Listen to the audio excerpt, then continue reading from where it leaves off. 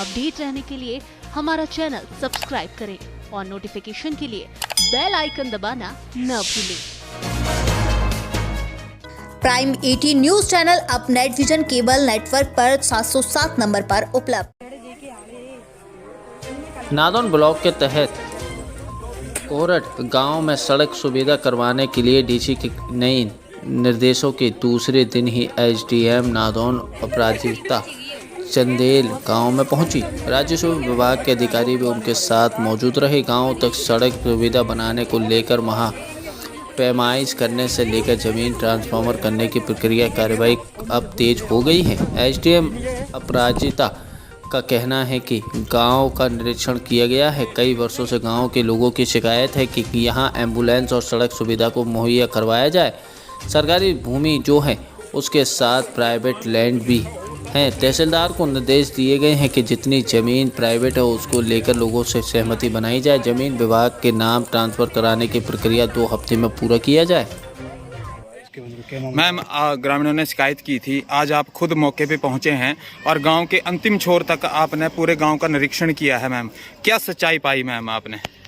यहाँ पर एक्चुअली कई वर्षों से ग्रामीणों की शिकायत है कि कुछ घरों के लिए जो रास्ता है वो एम्बुलेंस रोड की सुविधा नहीं है और अक्सर बारिश के मौसम में यदि कोई बीमार पड़ता है तो उस मौसम में और बिजाई के लिए यहाँ तक कि ट्रैक्टर ले जाने के लिए भी लोगों को बहुत असुविधा होती है और लोग अपने रोजी रोटी अपना एग्रीकल्चर भी नहीं कर पाते हैं। तो इसके लिए वो रास्ता चाह रहे थे और यहाँ पर जो है सरकारी ज़मीन का कुछ पैच है लगभग 3 मीटर का, जिसके थ्रू उन्होंने रास्ता चाहा है। तो आज उसका मौके का निरीक्षण किया गया।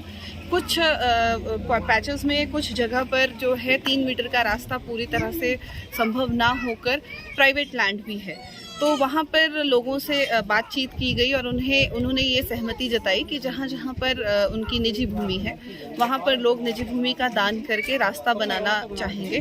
तो इस संदर्भ में मैंने जो यहाँ के तहसीलदार हैं उन्हें निर्देश दिए गए हैं कि इस 3 मीटर तक के रास्ते का जो ततीमा काट कर और जिन भी लोगों की ज़मीन उसमें जा रही है उनको आइडेंटिफाई करें और उनको बुलाएं और उनसे सहमति लें। उनकी जो लैंड है, जितना एरिया सड़क में जाना है वो पंचायती राज विभाग के नाम किया जाए।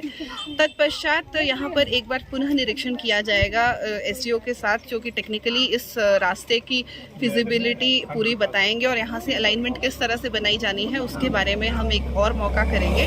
और ज़मीन ट्रांसफ़र होते ही हम लोग जो है यहाँ पे लगभग 2 हफ्ते का हम टारगेट लेके चल रहे हैं कि 2 से ढाई हफ्ते में हम एक बार पूरी फॉर्मेलिटीज़ कंप्लीट करके, लैंड ट्रांसफ़र की फॉर्मेलिटीज़ कंप्लीट करके, अपना अलाइनमेंट की फॉर्मेलिटीज़ कंप्लीट करके गांव वालों की मदद से और पंचायत की मदद से रास्ता जो है वो बनाना शुरू कर सकें। मैम, गाँववासी ज़मीन देने के लिए तैयार हैं? जी, अभी तक के लिए जितने भी लोग यहाँ पर मौजूद थे उन्होंने ज़मीन देने के लिए रजामंदी दिखाई है, किंतु ये तो ततीमा काटने पर ही एग्जैक्टली निर्धारित किया जा पाएगा कि किन किन लोगों की ज़मीन यहाँ पर आ रही है और एक बार उनसे फिर से मुलाकात की जाएगी और एग्जैक्टली जाना जाएगा कि सभी ओनर्स क्या इसके लिए रजामंद हैं या नहीं। धन्यवाद सर। आज एसडीएम साहब मौके पहुंचे, कल डीसी सर से मिले थे, क्या सर कि इस जो कार्रवाई से खुश थे कि नहीं खुश हैं आप? जी, जो हाँ एसडीएम साहब आए थे आज, तो एसडीएम मैम ने जो भी मौके का मुआयना किया और मौके पे जो पाया और ग्रामीणों को जिस तरीके से समझाया कि सरकारी रास्ते के साथ एक पार्टी का कोई डिब्यूट है, उन्होंने बताया कि करेक्शन है। तो बोला कि अगर पार्टी बीच में स्टे ले आती है तो काम तो शुरू नहीं होगा अगर स्टे आने के बावजूद। अन्यथा जो इस वक्त सरकारी डॉक्यूमेंट में जो रास्ता लगा है हम तो उसी को मान्य, हमारे लिए वही मान्य होगा। करेक्शन में अगर आगे पीछे निकलता है, शिफ्ट हो जाता है, तो हम उसको उस दौरान मानेंगे। अन्यथा ये जो रास्ता लगा है अभी इस वक्त मौके पे लट्ठे पे, उसी को रास्ता मान के चलेंगे।